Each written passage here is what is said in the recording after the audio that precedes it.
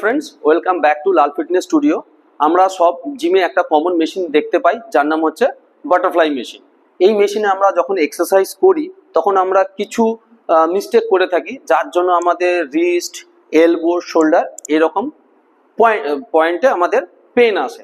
যাতে আমরা এই পেন যাতে না হয় তার জন্য আজকে আমরা এখানে কিছু পশ্চার আর যে মিস্টেকগুলো আমরা করি সেগুলো আজকে দেখে নেবো, কিভাবে এর সেট আপ করতে হয়, কিভাবে এটাকে পারফর্ম করতে হয়।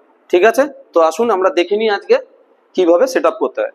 ফার্স্ট হচ্ছে আপনার শোল্ডার পজিশন। শোল্ডার পজিশন আপনার বোর্ডের সাথে লেভেলে থাকবে, আইদার বোর্ড থেকে একটু হাইটে থাকবে।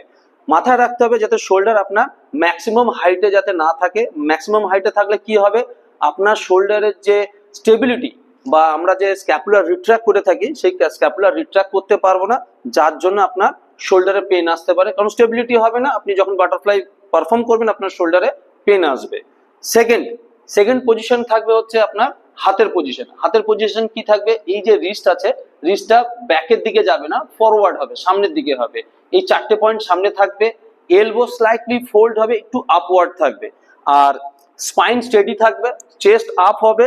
আর গ্লুটস অ্যাক্টিভেশন করে আপনাকে সামনের দিকে একটু এগিয়ে আসতে হবে, যাতে চেস্টটা একটু ব্যাকের দিকে পুশ থাকে।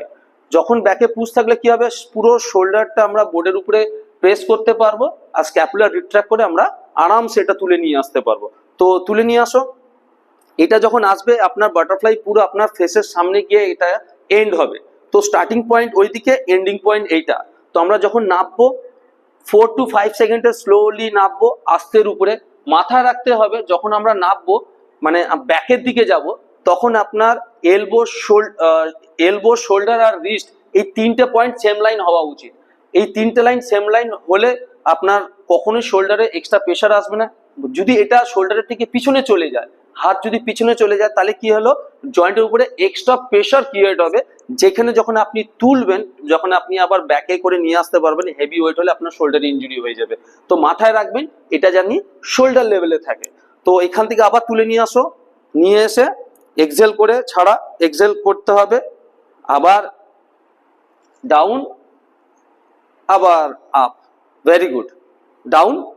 তো এইরকম যদি আপনি এক্সারসাইজ করতে পারেন, পারফর্ম করতে পারেন পশ্চার সেট আপ মেনটেন করে, এতে আপনার পেক্টোরিয়াল মেজর মাসেলে অনেক এফেক্ট হবে, আরও আপনার এক্সারসাইজ ইনহ্যান্স হবে, আপনি করে খুব উপকৃত হবেন। তো আশা করি এই রকমের ভিডিও ভ্যালুয়েবল টিপস পাওয়ার জন্য লাল ফিটনেস স্টুডিওকে সাবস্ক্রাইব করুন, লাইক করুন, শেয়ার করুন। Thank you.